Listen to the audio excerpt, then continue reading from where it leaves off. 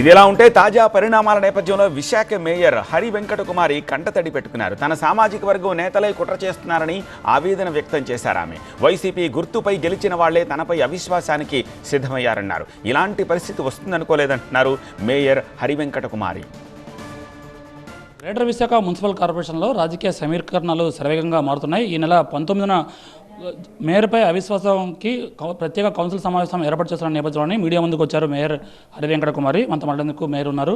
చెప్పడం మేడం, ఇప్పటికే విప్ జారీ చేస్తామని వైసీపీ ప్రకటించింది. అయితే మీతో పాటు గెలిచిన, మీ సింబల్పై గెలిచిన మిగతా సోదరమణులు ఎవరైతే కార్పొరేటర్లు ఉన్నారో, కూటమి వైపు ఉన్నారో, వాళ్ళకి మీ తరపున ఏం చెప్పదలుచుకుంటారు?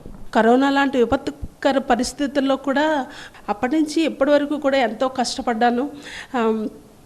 మీ అందరికీ కూడా పార్టీలకు అతీతంగా మీ అందరికీ కూడా అన్ని వార్డ్స్లో కూడా సమాన ప్రయారిటీ ఇచ్చి వర్క్స్ అన్నీ కూడా చేయించాను. నాకు చాలా సంతృప్తినిచ్చింది ఈ టైము.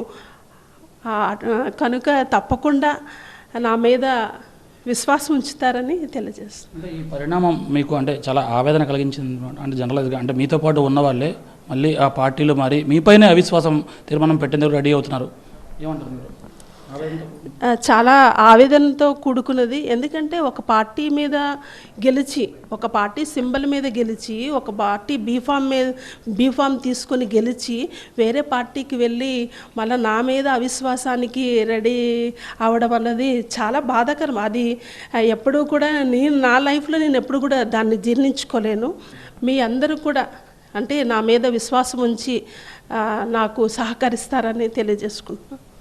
సో ఇది జీవీఎంసీ మేయర్ హరి వెంకట కుమారి ఆవేదన. ఎందుకంటే తనతో పాటు ఇన్నాళ్ళ పాటు కొనసాగారు. తమ పార్టీపై గెలుపొంది కొంతమంది కార్పొరేటర్లు గెలిచిన వాళ్లే ఇప్పుడు కూటమి నేతల ట్రాప్లో పడి, వాళ్ళ మాటల్లో పడి ఇప్పుడు తనపైనే అవిశ్వాసానికి సిద్ధమవడం తీవ్రంగా కలిచివేస్తుందని ఆవేదన వ్యక్తం చేస్తున్నారు. ఖచ్చితంగా 19వ తేదీన జరిగే ప్రత్యేక కౌన్సిల్ సమావేశంలో ఖచ్చితంగా తమ పార్టీ తరఫున గెలిచిన కార్పొరేటర్లందరూ తనపై విశ్వాసం వ్యక్తం చేస్తూ ఈ సమావేశాన్ని వీగిపోయేలా చేస్తారన్న ఆశాభావంతో ఉన్నారు మేయర్. కెమెరా పర్సన్ బాబుతో ఖాజా, TV9 విశాఖపట్నం.